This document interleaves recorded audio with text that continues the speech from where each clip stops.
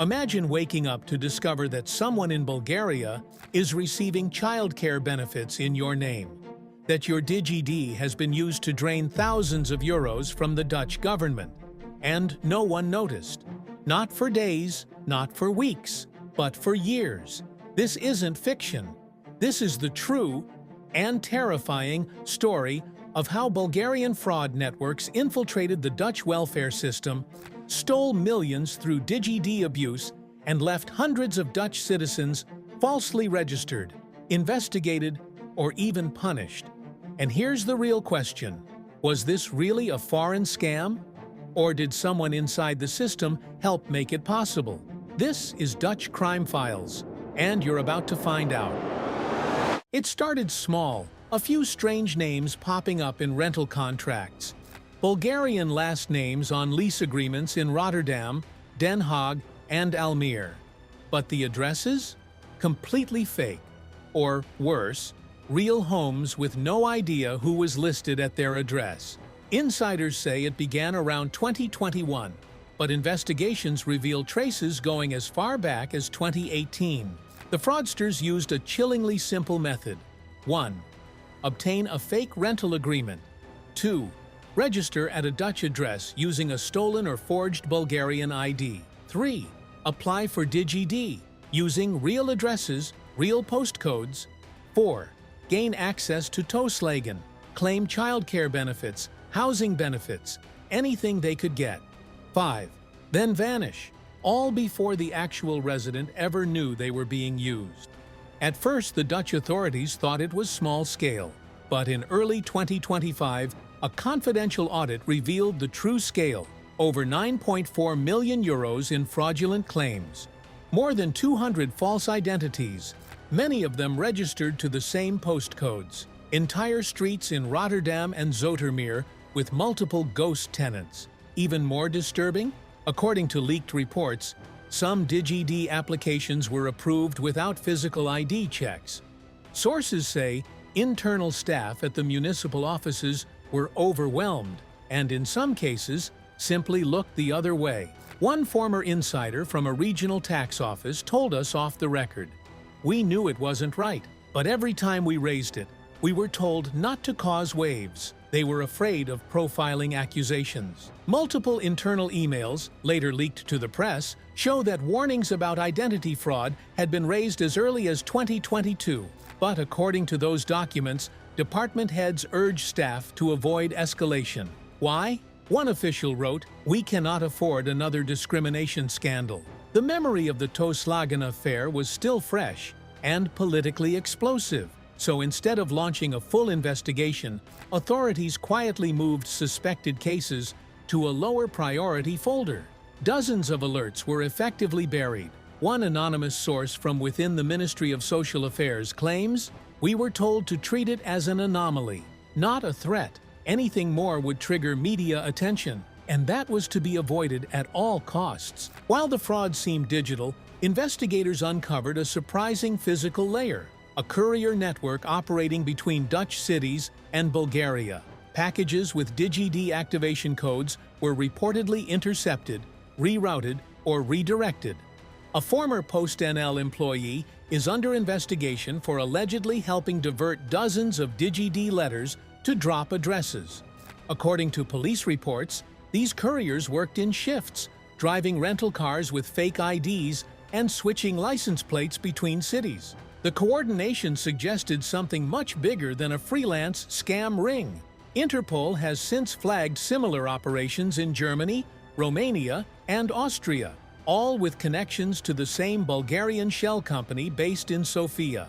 Perhaps the most disturbing chapter: authorities now suspect that someone inside the Belastingdienst may have tipped off the fraudsters before system upgrades. Timeline analysis shows that key updates to DigiD verification protocols were consistently followed by changes in the fraud methods, almost as if someone warned them. One investigation is focusing on a contractor who had back-end access during 2023. His personal bank accounts show unexplained crypto deposits during the peak of the fraud wave.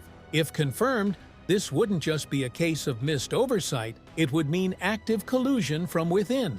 And that changes everything. New reports suggest that fraudsters went beyond fake addresses.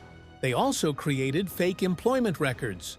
By registering fictitious Bulgarian-owned companies in the Netherlands, they were able to fabricate pay slips, job contracts, and employer statements to support benefit applications.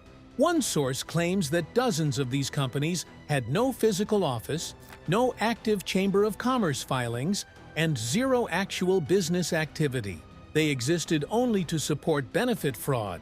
According to a confidential document from the UWV, some inspectors flagged these companies, but were told to deprioritize investigations due to political sensitivity. Authorities across Europe are now alarmed by signs that the Bulgarian fraud model is spreading. A Europol alert from May 2025 indicates that nearly identical patterns, false rental documents, DigiD-style systems, and ghost registrants have been detected in Belgium, Austria, and Sweden. These reports suggest a loosely organized network of fraud consultants offering cross-border packages to exploit weaknesses in social security systems. Some investigators now call it welfare tourism 2.0, a digital crime wave exploiting the cracks in bureaucratic cooperation between EU states. Publicly, officials blame criminal networks in Bulgaria. But internally, investigators are exploring a darker theory. A whistleblower claims that a Dutch intermediary, a former tax advisor, acted as a middleman between the fraudsters and Dutch systems. This individual allegedly offered fraud packages for €3,000 each. These packages included fake lease agreements, guidance on applying for DigiD, scripts for phone interviews, tips on which benefits to apply for first. He was reportedly paid in crypto. And guess what? He had former connections within the Belastingdienst, the Dutch tax service.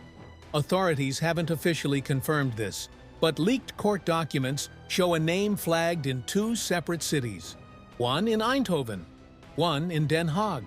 While millions were stolen, there were victims, real ones, Dutch citizens who suddenly received letters from Toeslagen saying they owed tens of thousands in back payments.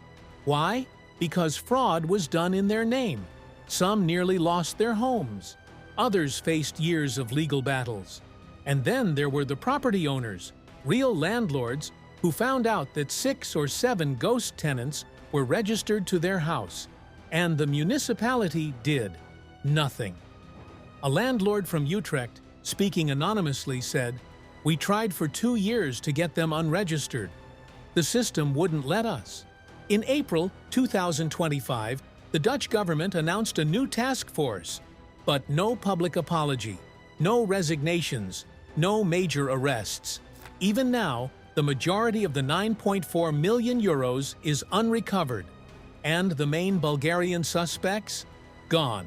Left the country in late 2024. Here's what's worse. A recent report from a cybersecurity firm suggests the same fraud model is now being replicated with DigiD accounts in Germany and Belgium. How did this happen? Why didn't anyone stop it? And who else benefited? This wasn't just a hack.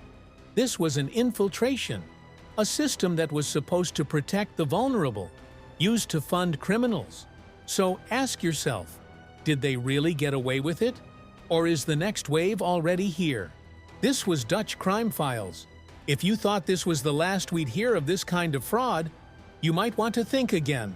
Like, subscribe, and keep watching. Because the system isn't just broken, it's wide open.